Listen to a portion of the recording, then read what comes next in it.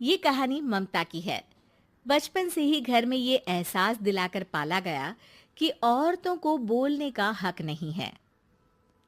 अरे ममता, जरा जल्दी जल्दी हाथ चलाओ। रोज ऑफिस में देर पहुंचता हूँ तुम्हारे कारण। लेकिन आपका सारा खाना पैक और तैयार भी है।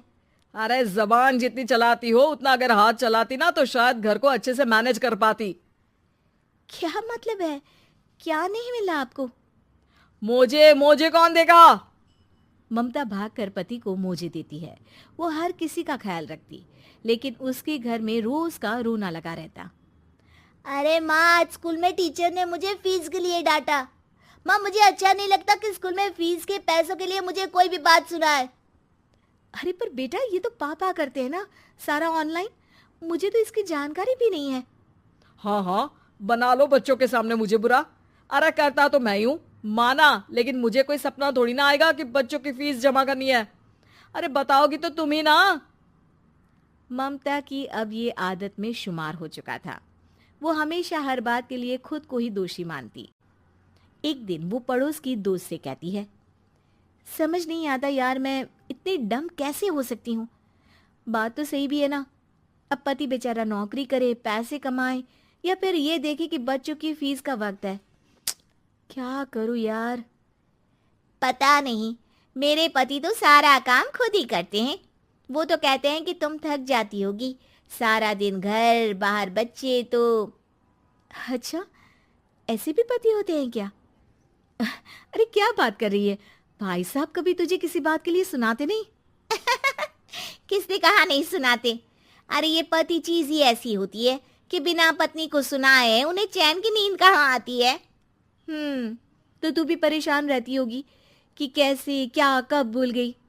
अरे वो तो मुझे बस इस बात के लिए ताना देते हैं कि मैं वक्त पर खाना क्यों नहीं खाती या पार्लर जाकर अपनी साज सज्जा क्यों नहीं करवाती। पड़ोसन बोल ही रही होती है कि ममता के बेटे की आवाज आती है। अरे माँ, क्या हो गया? लग नहीं रहा कि आज आप मुझे पानी भी देगी। अरे कब से खाने के लिए वेट कर रहा हूँ। अरे यार, मैं चलती हूँ। बेटा खाने के लिए वेट कर रहा है, मैंने उसे खाना भी नहीं दिया। अरे 12वीं में पहुंच चुका है तुम्हारा बेटा, उसे बोलो खुद पानी लिया करे। मैंने तो अपने बच्चों को काम करना सिखाया है। अरे यार, खुद की भी तो कोई लाइफ है। माना जब नहीं कर सकते थे तो किया, लेकिन अब इतने बड़े बच्चों की हर बात मानेंगे तो मुश्किल तो अपने को ही होगी। ममता को पड़ोसन की बात में दम तो लगता है, लेकिन करे क्या, आदत भी तो खुद ही ने डाली थी। ममता घर जाती है कि तभी बेटी आ जाती है। माँ, परसों मुझे एक शादी में जाना है। तेरी वो जो लाल वाली साड़ी है ना, उसे दे देना। मैं आज जाकर टेलर को दे दूंगी, वो उस साड़ी से सूट बना देगा। अरे नहीं नहीं तारा, वो मेरी माँ ने मुझे दी थी और उस साड़ी से मेरी काफ़ी भावनाएं जुड़ी हैं। तुमको ना मैं दूसरी साड़ी दे दूंगी। ओके, कोई बात नहीं, लेकिन आज दे ही देना पक्का। तारा माँ की साड़ी से सूट बनवाकर पार्टी में जाती है, लेकिन जब वो पार्टी से लौटती है, क्या है, मैं तो समझ ही नहीं पा रही हूँ। अरे जब वो साड़ी मांगी थी तो ये छल्ली सी साड़ी क्यों दे दी? मैं ही पागल थी जो इस साड़ी का सूट बनवा लिया मैंने। माँ, जानती भी हो कि कॉलेज में मेरी कितनी हंसी उड़ी। तभी वहां ममता का पति सुनील आ जाता है। अरे गवार औरत, जब बेटी साड़ी मांग रही थी तो दे देती ना। अरे पापा, इनके तो इमोशंस जुड़े थे उस साड़ी से। ममता इतने सब के बाद भी कुछ नहीं बोलती। मेरी बेटी की बेइज्जती हो गई, मैं बिल्कुल बर्दाश्त नहीं कर सकता ये। मैं नहीं चाहता कि मेरी बेटी से कोई भी ज्यादा सुंदर लगे पूरे कॉलेज में। जी, वो पढ़ने में तारा बिल्कुल अच्छी नहीं है, उसकी पढ़ाई पर आप ध्यान दीजिए ना। अच्छा, अब तुम मुझे बताओगी कि मुझे किस पर ध्यान देना और किस पर नहीं। रमेश जैसा ही ये वाक्य पूरा करता है, ममता की बेटी और पति उस पर जोर जोर से हंसते हैं। अरे ठीक है ना, पता ही नहीं चला कि कैसे वक्त इतना बीत गया। अरे कैसे पता चलेगा माँ, हम लोगों के पीछे जो तू बैताल की तरह चिपकी रहती थी, तुझे कैसे वक्त का पता चलता।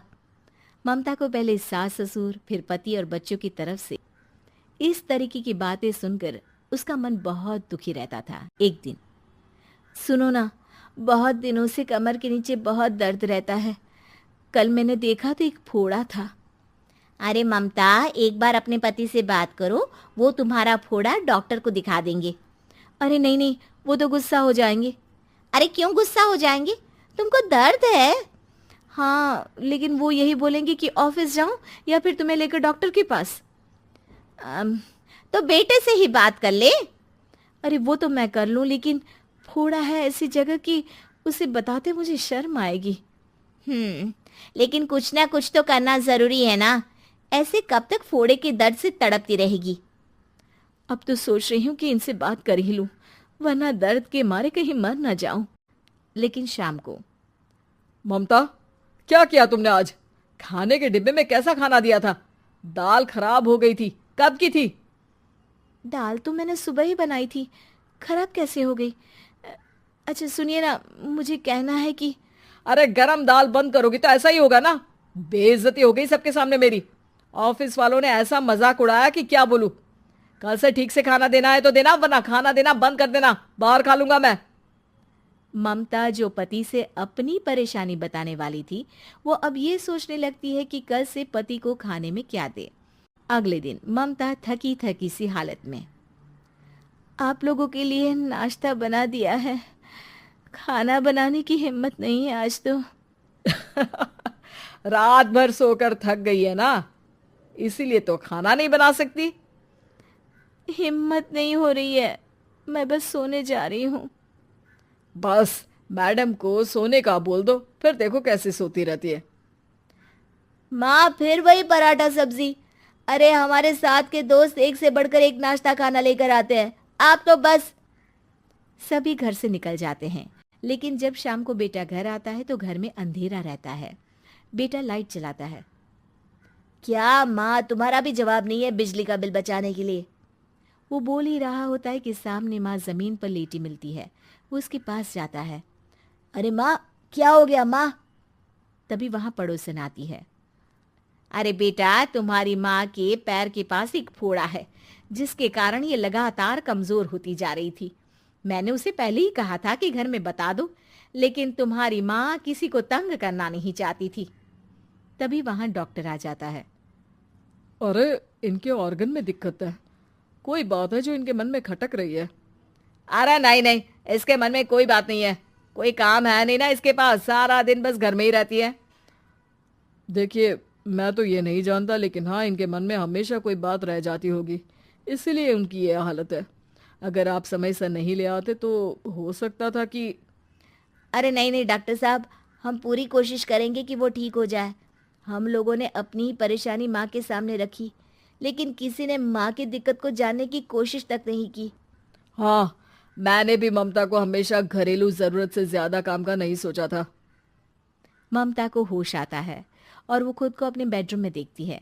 वो उठने की कोशिश करती है कि माँ, अब आप नहीं उठेंगी।